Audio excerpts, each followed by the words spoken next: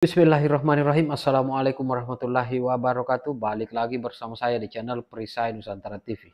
Sahabat-sahabat sekalian, kali ini kita akan menyimak bagaimana pidato yang sangat luar biasa dari Bapak Presiden Prabowo Subianto sekaligus memberikan peringatan keras untuk Abah 24%, Anies Baswedan, dan juga Bapak 16%, Ganjar Pranowo. Jadi bagi kalian yang notabene sebagai anak ataupun komplotan dari 24% dan juga RT 16% wajib mendengarkan pidato ini supaya kalian bisa tersadar dengan apa yang selama ini menjadi kekeliruan kalian.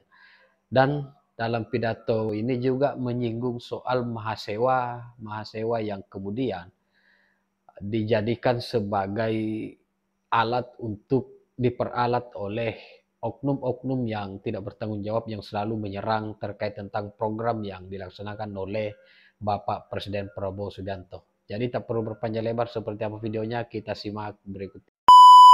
Kita mengerti dan sadar tantangan yang kita hadapi tidak ringan. Ya. Kita terus terang saja, jangan kita tidak berani bicara apa adanya. Tantangan paling besar menurut saya bangsa Indonesia adalah korupsi. Korupsi yang mengakibatkan kebocoran, yang mengakibatkan sumber daya kita tidak sampai ke rakyat yang paling memerlukan. Sekolah-sekolah kita masih banyak sekali yang perlu perbaikan. Dan karena itulah, begitu saya menerima mandat sebagai presiden, saya dengan pembantu-pembantu saya, kita bertekad untuk berusaha sekeras mungkin dengan segala daya yang ada pada kita untuk mencapai pemerintahan yang bersih. Pemerintahan yang bersih, yang bebas dari korupsi adalah mutlak. Mutlak.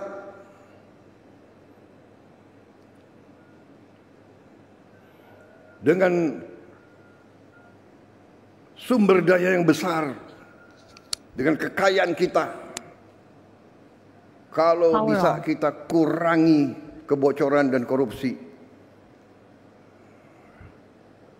menggunakan uang rakyat dengan efisien, dengan tepat sasaran, Indonesia akan sangat cepat bangkit luar biasa dan kita bisa menghilangkan kemiskinan dan kelaparan.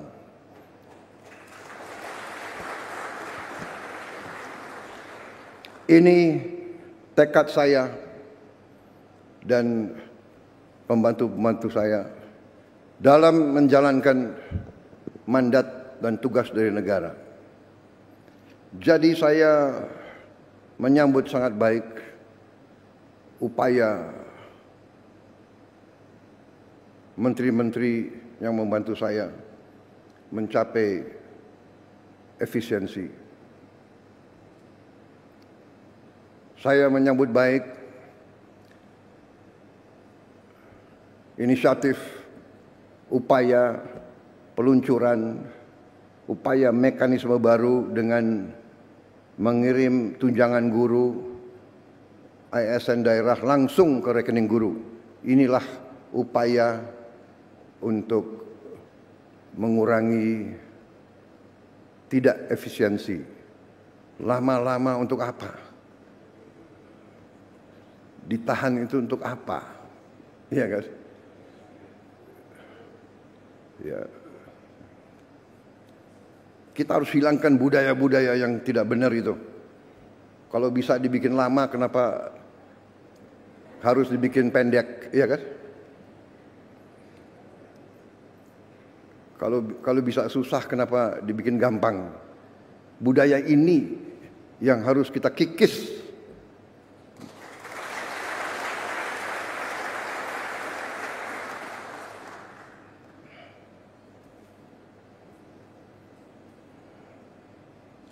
Birokrat-birokrat yang tidak mau mengikuti zaman harus kita evaluasi. Jangan mengira jadi ASN hidup enak dan seenaknya. Tidak bekerja dengan efisien melayani rakyat.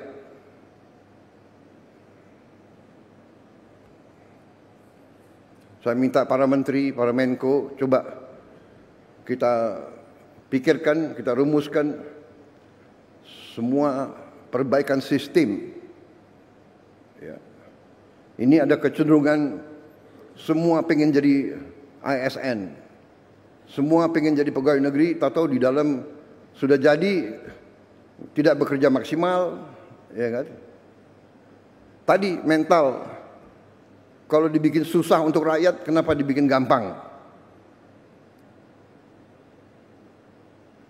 Kalau bisa lama, kenapa harus dibikin singkat? Kita sekarang harus robah. Kita harus bikin semuanya mudah untuk rakyat. Semua cepat, singkat. Saya terima kasih menteri-menteri yang bantu saya, wakil-wakil menteri, beberapa belum punya rumah. Menseknek nggak hadir di sini? Ada nggak Menseknek? Nggak. Ya nanti saya panggil ya. Jangan-jangan banyak yang belum dapat gaji lagi. Tapi saya terima kasih, saya terharu. Mereka tidak pernah ngeluh.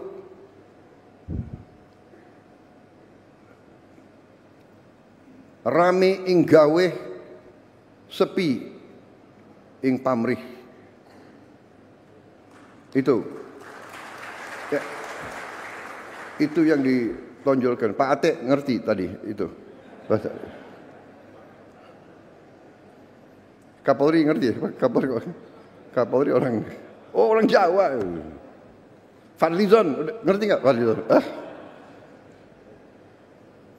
Ya, jadi ini filosofi bahwa kalau kita mau mengabdi, ya sudahlah, kita jangan setengah-setengah. Ya, jadi kita mengabdi dengan sepenuh hati. Jadi mekanismenya seperti ini yang memang dibutuhkan oleh rakyat kita. Pelayanan harus cepat, efisien, uang rakyat harus benar-benar digunakan dengan baik.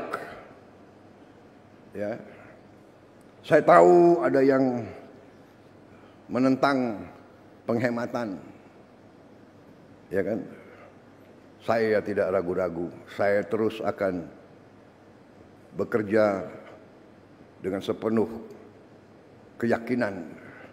Saya akan bekerja keras dengan semua orang yang membantu saya. Kita ingin mencapai sistem pemerintahan yang bersih, efisien, hemat, semua kekayaan negara untuk kepentingan rakyat Indonesia. Alhamdulillah, sekarang saya bersama Menteri Keuangan, bersama yang lain, kita sekarang sudah lihat apa yang bisa kita lakukan. Kita bisa memperbaiki kondisi rakyat kita setapak demi setapak. Kita mohon memang kesabaran seluruh rakyat.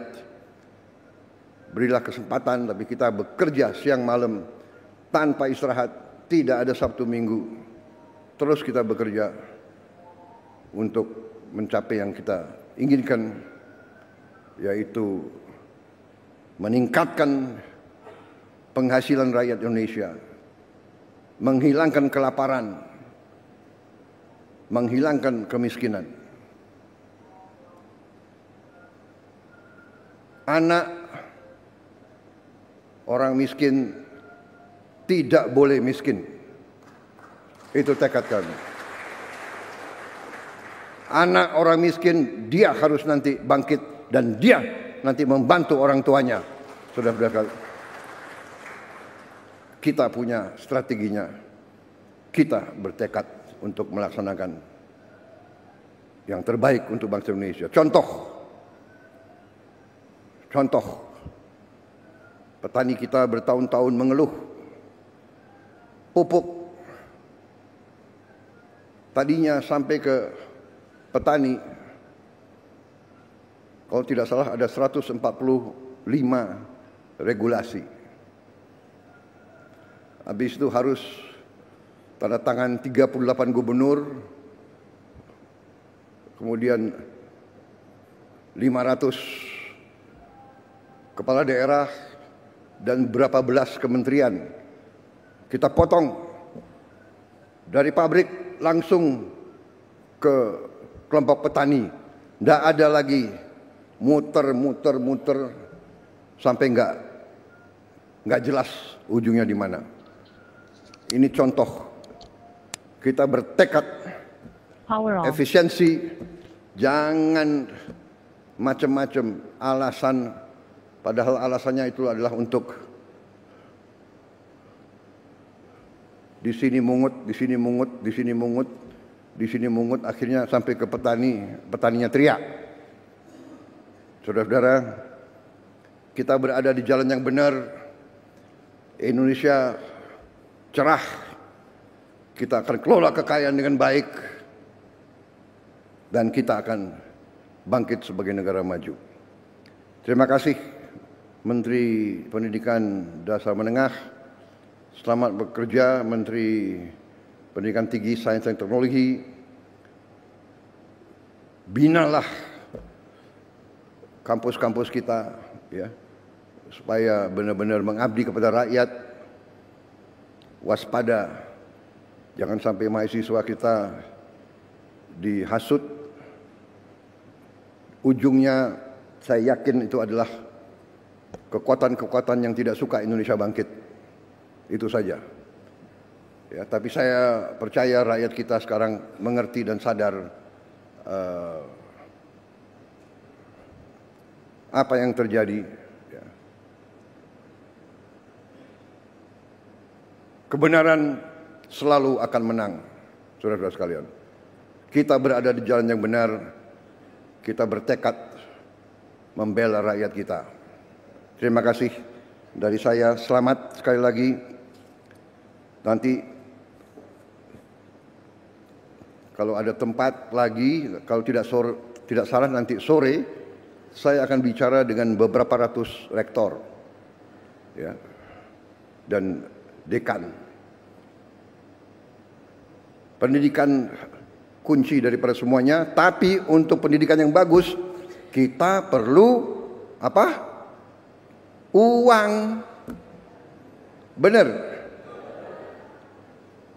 Mencapai pendidikan tinggi tidak dengan omon-omon. Uang.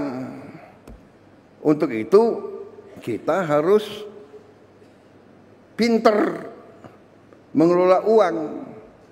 Pinter, pandai, cerdas, handal, hemat. Iya kan? Bagaimana pepatah ajaran orang tua kita? Hemat pangkal kaya. Nggak ada boros bisa kaya. Nggak ada bocor bisa kaya. Nggak ada negara yang korupsi gila-gilaan bisa kaya. Tidak ada. Korupsi menuju negara hancur.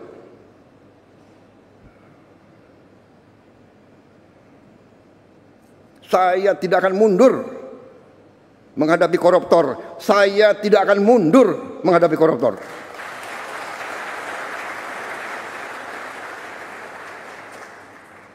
Mereka harus mengerti, saya ini siap mati untuk bangsa dan rakyat ini. Saya tidak takut mafia manapun saya tidak takut. Apalagi ada Kapolri sama Panglima TNI. Masa kita takut? Apalagi guru-guru akan membantu saya. Ya.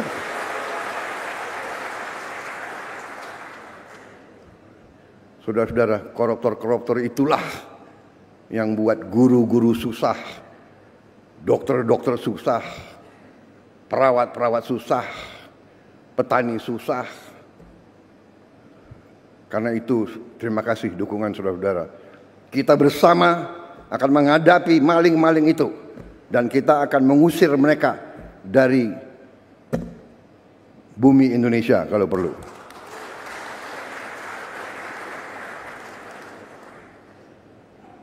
Saya nanti juga akan sisihkan dana, saya akan bikin penjara yang sangat,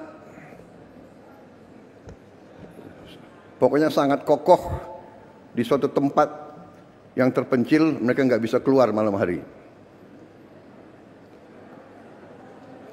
Kita akan cari pulau, kalau mereka mau keluar, biar ketemu sama hiu.